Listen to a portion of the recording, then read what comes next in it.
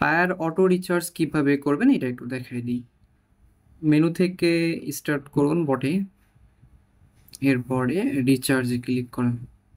এরপরে এই যে দেখেন পায়ার অটোতে ক্লিক করেন।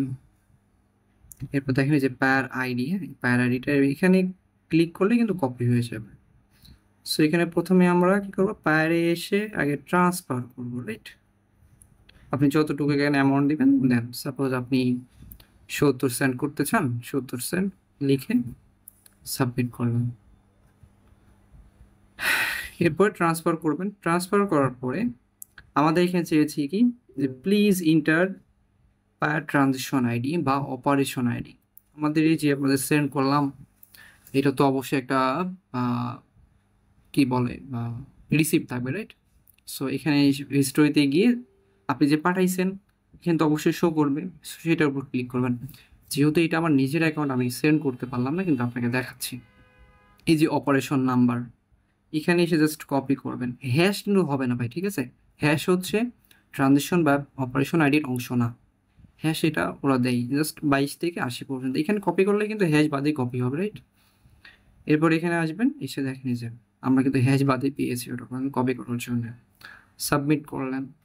সাপোজ আমার কত দিয়েছিলাম, 0.70, রাইট? আপনার যতটুকু দিবেন ততটুকুই লিখবেন, দিয়ে সাবমিট করলাম। করে সর্বোচ্চ 3 মিনিট ওয়েট করবেন, অ্যাড হয়ে যাবে। বা সর্বোচ্চ 5 মিনিট, 3 মিনিটের ভিতরে হয়, ম্যাক্সিমাম 5 মিনিট লাগে। দিয়ে সাবমিট করে 3 মিনিট ওয়েট করবেন, হয়ে যাবে। যদি কখনো দেখেন যে আপনি ভুলভাবে সাবমিট করে দিয়েছেন, এখানে আপনি হ্যাশ দিয়ে দিয়েছেন, কি করবেন আবার, রাইট? এখানে এসে আপনি আবার এই প্যারা অটো বাটন ক্লিক করুন। যেটা সাবমিট করছেন সেটা বাদ, ওই একই ট্রানজেকশন আইডি আপনি আবার সাবমিট করবেন, ঠিক আছে? করে রাইট ভাবে দিয়ে দেন, ব্যাস। যাই হোক, যেটাই হোক, হয়ে যাবে।